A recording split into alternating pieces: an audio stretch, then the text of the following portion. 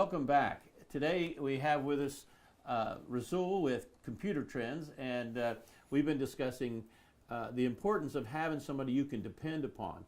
And one of the things, if you don't have a full-time guy and they're on staff, someone to kind of watch out, if there's any problems with your computers, if you would give us one pro tip for the guys that are like myself that hire as you need a IT expert, what's a pro tip you'd give our audience? Well, one of the main things I run into on my regular visits for some of my clients would be people pick up viruses, people pick up spyware from careless browsing.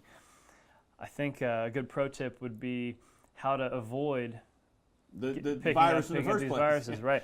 You got to wash your hands with sanitizer every day. What I notice that kind of virus, huh? What I notice, a lot of people rely too heavily on their antivirus, and they think it's an antidote for everything. Right. Several of my customers don't even use one, and I don't use one. And people ask, well, what's the difference? Well, how can you get away with that? Right. It's being educated on what to avoid when you're browsing. Right.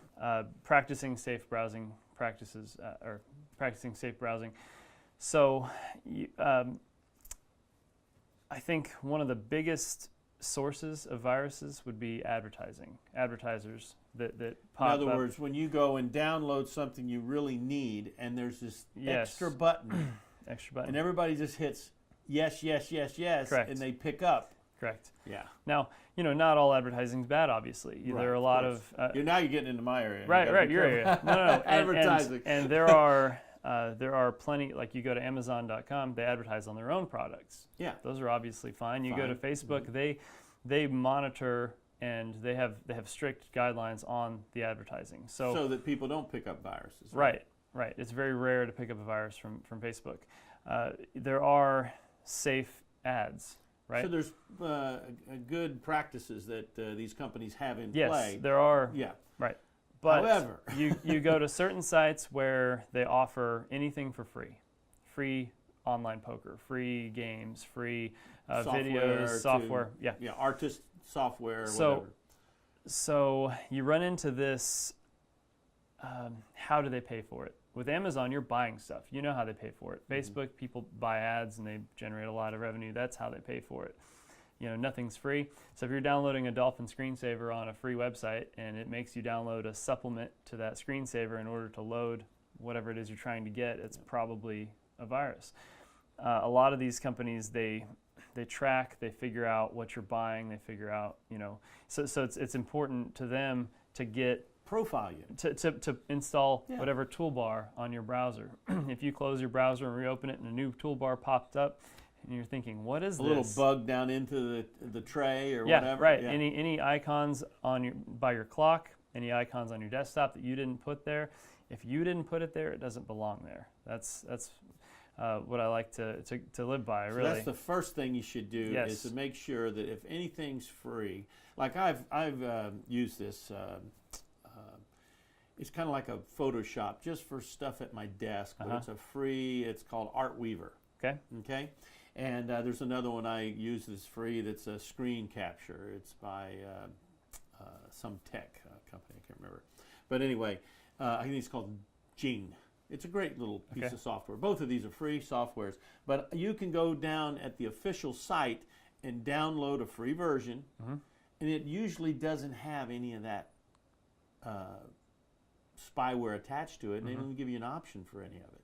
But I've noticed there's a second and a third, and sometimes it's the very first Google query that comes up, and it's the same name, but it's by another company. Sure. And you're able to download it, but within that software, there's an additional software, and those are the ones you have to watch out for, right? Right. Yes. Yahoo, I don't know if they have, I hate like bad-mouthing companies, Yahoo, but Yahoo... Yeah. There's a reason they're the third browser, I've seen myself, and I've duplicated. I went to a customer. She wanted Bank of Oklahoma login, so she types into Yahoo search Bank of Oklahoma login. Well, the first result wasn't Bank of Oklahoma. No, it was an ad. Kidding. It was an ad. It says ad really small. Sponsored link really small. When she clicked on it, it redirected her somewhere that wasn't Bank of Oklahoma, and it went to a virus. So then she was locked out of everything. I had to go and clean up her system. Well, worse than that, they could probably have you put in a username and password to your bank, and now they know your Bank of Oklahoma username and password. Right. There are fake websites that look like the login pages. That's another good. I was going to talk about emails next, but paying attention to the address bar is really important. If you go to you mean the HTTP correct. comma, semicolon / Right. That's the address. So many people, that basic thing right there, people don't understand, Right. and it's very important to understand. You've got a search area, and then you got an address bar. They're Correct. two different things. They only use the search, and they never look at the address. If you're trying to log into PayPal, make sure the address bar says paypal.com. The same for and not PayPal info or PayPal Correct. something else, IO or Right. OI or something. make sure it's the correct address. When you're checking emails, and PayPal is another. We'll just use PayPal. Your payment has been declined. Click here for more info. They're phishing. They're trying to get you to That's click where on the their term phishing comes phishing from. It's comes with the PH, from right? PH, Yeah. right? They're trying to generate an email that looks real enough for you to sucker click you on in. it. Mm-hmm.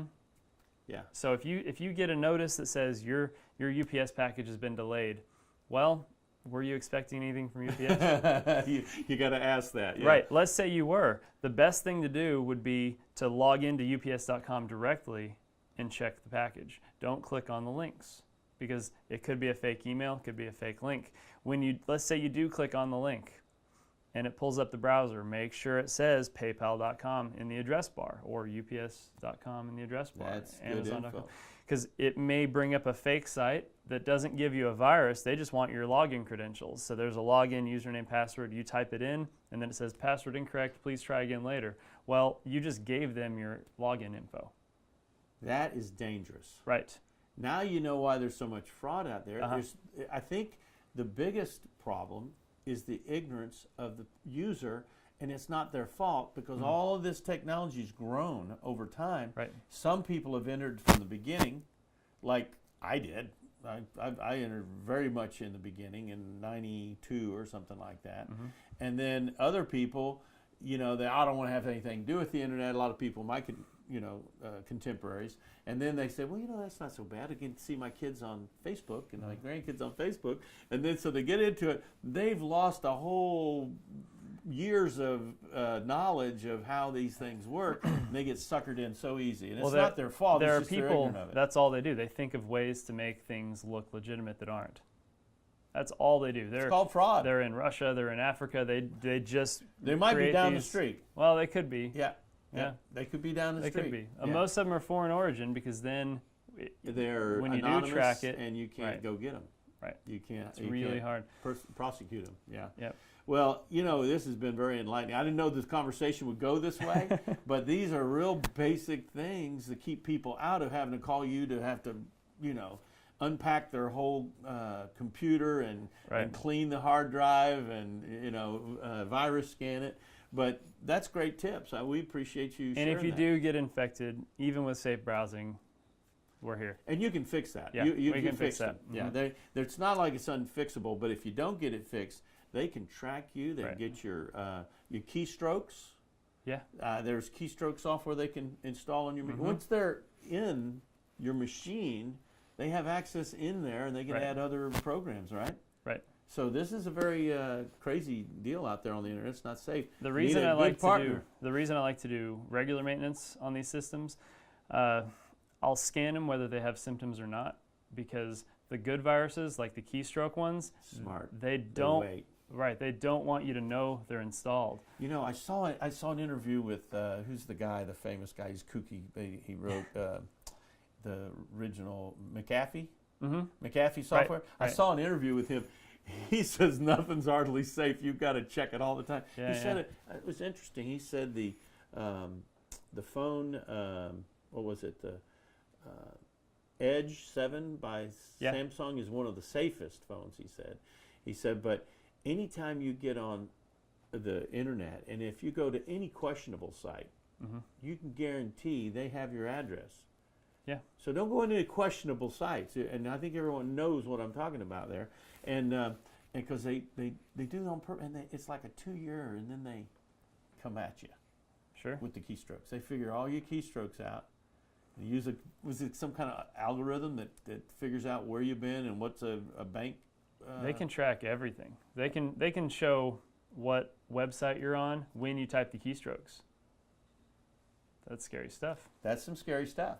So I'm going to have you back. We can talk about this kind of stuff Sure. a lot, and I think it'll help a lot of people. So, hey, I want you to join us at this channel, NDM TV.